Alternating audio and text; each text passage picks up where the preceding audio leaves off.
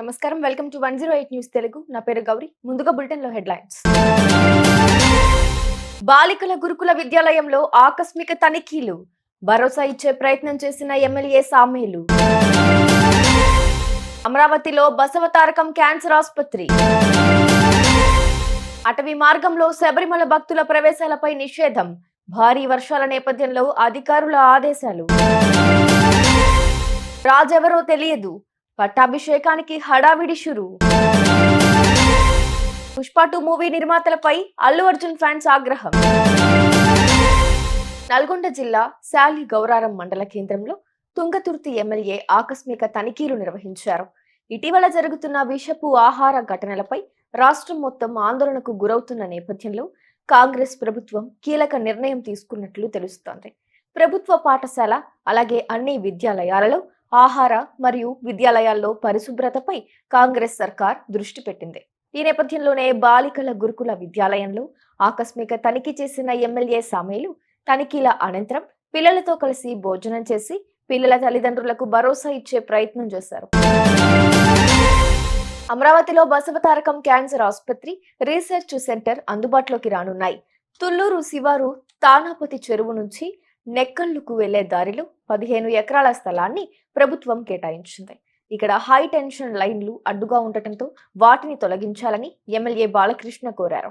ఈ తొలగింపు పూర్తయితే జనవరిలో పనులు మొదలయ్యే ఛాన్స్ ఉంది.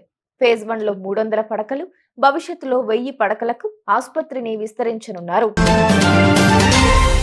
కేరళలోని పదనంతిట్ట, ఇడుక్కి జిల్లాలో భారీ వర్షాలు కురుస్తున్న నేపథ్యంలో శబరిమల వెళ్లే భక్తులకు అధికారులు కీలక ఆదేశాలు జారీ చేశారు. నదిలోకి, స్నానపు ఘాట్లోకి ప్రవేశాలను, అటవీ మార్గంలో భక్తుల రాకపోకలను నిషేధించారు. సాద్రం నుంచి శబరిమల ఆలయానికి వెళ్లే అటవీ మార్గాన్ని మూసివేసినట్లు పేర్కొన్నారు. వర్షాలు తగ్గుముఖం పట్టే వరకు ఈ నిబంధనలు అమల్లో ఉంటాయని ఇరు జిల్లాల కలెక్టర్లు స్పష్టం చేశారు. మరోవైపు ఫెయిజల్ తుఫాను కారణంగా కేరళలో మంగళవారం భారీ వర్షాలు పడే అవకాశం ఉన్నట్లు భారత వాతావరణ శాఖ హెచ్చరికలు జారీ చేసింది. సీఎం ఎవరో తెలియదు, ప్రమాణ స్వీకారానికి ఏర్పాట్లు జరుగుతున్నాయి. ఏ పార్టీ నేతను పదవి వరిస్తుందో తెలియదు. ఢిల్లీలో ఎన్డీఏ కీలక నేతలకు ఆహ్వానాలందాయి. ఇది మహారాష్ట్రలో నెలకొన్న విచిత్ర పరిస్థితి. ఎన్నికల ఫలితాలొచ్చి 10 రోజులవుతున్నా పట్టాభిషిక్తుడయ్యేదెవరూ తెలియడమే లేదు.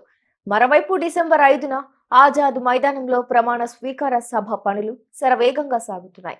అతిథుల కోసం విశాలమైన వేదికను నిర్మిస్తున్నారు. డిసెంబర్ 5న విడుదల కానున్న Allu Arjun new movie Pushpa 2 ticket రేట్ల గురించే ప్రస్తుతం చర్చ నడుస్తోంది.